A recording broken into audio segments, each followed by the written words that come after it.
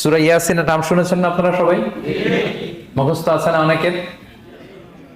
আমরা ছোটবেলা থেকে দেখতাম যে আমাদের দাদিরা, নানিরা, মায়েরা, খালারা, ওনারা সূরা ইয়াসিন সকালবেলা পড়তেন, তাদের মুখস্থ ছিল সূরা ইয়াসিন। তো সূরা ইয়াসিন দুইটা পাড়ায় একসাথে করে অবস্থিত, 22 এবং 23 পাড়া।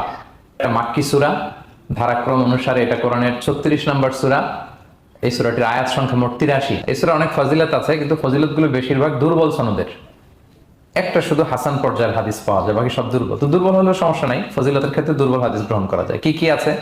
এক হাদিসে সুনানে তিরমিজির বর্ণনায় রাসূল সাল্লাল্লাহু আলাইহি ওয়াসাল্লাম বলেছেন, ইন্না লিকুল্লি শাইআন কলবান ওয়া কলবুল কুরআনি ইয়াসিন। সব জিনিসের হৃদয় আছে, আর কোরআনের হৃদয়ের নাম হচ্ছে সূরা ইয়াসিন। যে ব্যক্তি একবার সূরা ইয়াসিন পড়ে, সে 10 বার পুরো কোরআন পড়ার সওয়াব পেয়ে যাবে। এটা একটা ফাজিলত। আচ্ছা, আরেক ফাজিলতে আছে, রাসূল সাল্লাল্লাহু আলাইহি ওয়াসাল্লাম বলেছেন, ইকরাউ সূরাতা ইয়াসিন আলা মাউতাকুম। তোমাদের মুমূর্ষদের সামনে বসে সূরা ইয়াসিন পড়ো, মৃত্যু পথ